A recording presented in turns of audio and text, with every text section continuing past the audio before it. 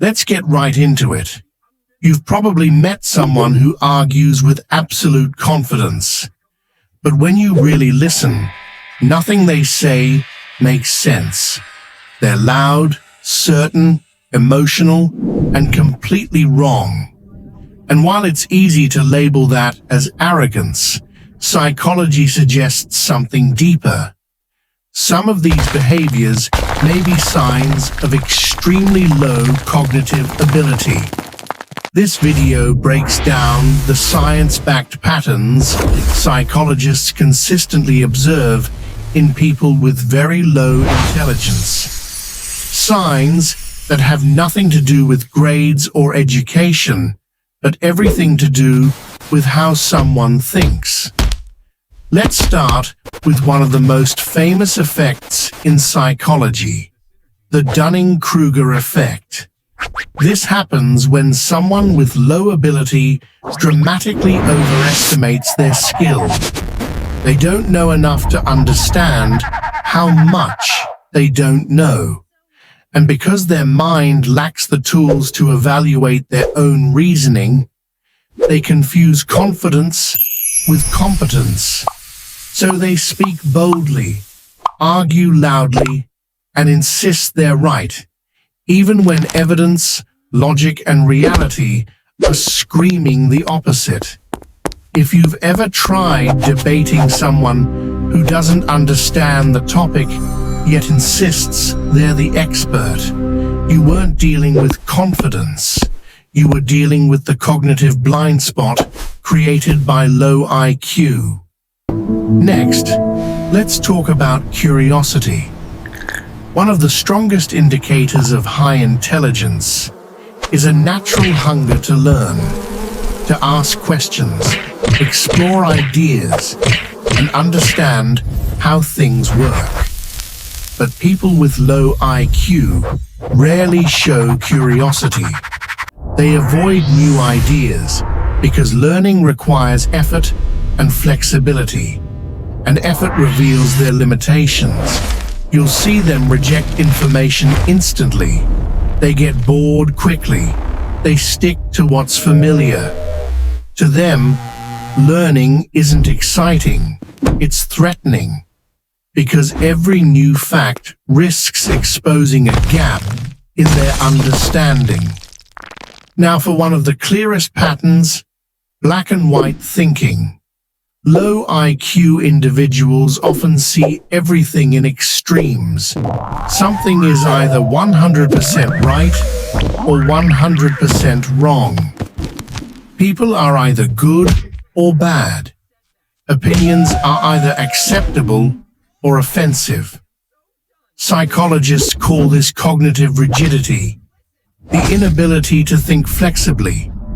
They struggle with nuance, complexity, context, or multiple perspectives. If a situation has more than one layer, they can't process it. And instead of admitting confusion, they double down on simplicity. This is why arguing with them feels exhausting. You're bringing nuance. They're bringing absolutes. Another powerful indicator, poor emotional control. Low cognitive ability is strongly linked with low emotional intelligence. Instead of pausing, thinking, or responding rationally, they react impulsively. They get offended easily. They interrupt, lash out, raise their voice, or shut down completely. Smart people regulate emotions because they understand the long-term consequences. Low IQ individuals react instantly because reacting is the only tool they have. When reasoning is weak, emotion takes over. And then we have something almost every psychologist mentions, the external locus of control. People with low IQ believe life happens to them, not because of anything they do. They blame circumstances, luck, people, society, or fate for their failures. Responsibility is uncomfortable because responsibility requires introspection, and introspection requires intelligence. When something goes wrong, they point outward, never inward. Nothing is their fault. Nothing is their responsibility. They never change, because in their mind, they never need to. Let's continue with one of the most frustrating traits you'll see in people with extremely low cognitive ability. They can't handle opposing opinions. To them, disagreement isn't a normal part of conversation. It's a threat. When someone challenges their ideas, they interpret it as disrespect, an attack, or a personal insult. And the reason is simple. Debating requires mental effort. It requires evaluating ideas, comparing evidence, and adjusting your viewpoint. All of that demands cognitive energy they simply don't have. So instead of thinking, they defend. Instead of listening, they resist. Instead of learning, they shut down. And sometimes they attack the person instead of the argument, because emotional reaction is easier than intellectual processing. Here's something even more surprising. Low IQ often makes people unaware of their own limitations. This is one of the scariest aspects psychologists point out. The lower someone's intelligence, the harder it is for them to recognize their own flaws. They're not just wrong. They're blind to how wrong they are. Their mind lacks the insight to self-correct, to question itself, or to consider that they might be mistaken. This is why extremely low IQ individuals argue endlessly, even when they don't understand the topic. Their brain doesn't register the gap. The more mistaken they are, the more confident they feel.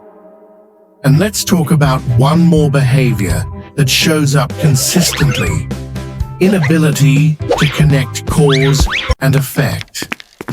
People with low cognitive ability often struggle to understand how their decisions lead to outcomes. They repeat the same mistakes, make the same emotional reactions, fall into the same patterns, then act shocked when things fall apart. Without the ability to analyze consequences, they stay stuck in cycles of failure, frustration, and confusion. On the flip side, highly intelligent people do the exact opposite. They question themselves. They seek new information. They adjust when they're wrong. They look at problems from different angles. They learn from mistakes rather than reliving them. And here's the twist most people don't realize. Low IQ is not about your grades, your job, or your education. It's about cognitive habits, the patterns your mind uses to process the world. Some of the smartest people on earth never finish school. Some of the most rigid, reactive, and unreasonable people have degrees. Intelligence shows up in thinking, not diplomas. So if you've ever wondered why certain conversations feel impossible, why some people argue endlessly without logic, why some individuals explode emotionally at the smallest disagreement, or why some minds resist learning at all, psychology gives you the answer. Low cognitive ability doesn't just make life harder. It makes thinking harder. It makes growth harder. It makes reflection almost impossible. But here's the good news. The fact that you're watching a video like this, the fact that you're curious, reflective, and willing to understand human behavior already puts you in a different category. People with low intelligence don't self-analyze. They don't investigate their mind. They don't question their own patterns. You do. And that self-awareness is one of the strongest predictors of high intelligence. Not knowing everything, but wanting to understand more.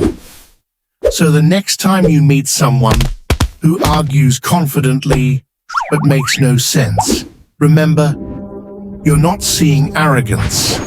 You're seeing the psychology of a mind that can't see its own limits.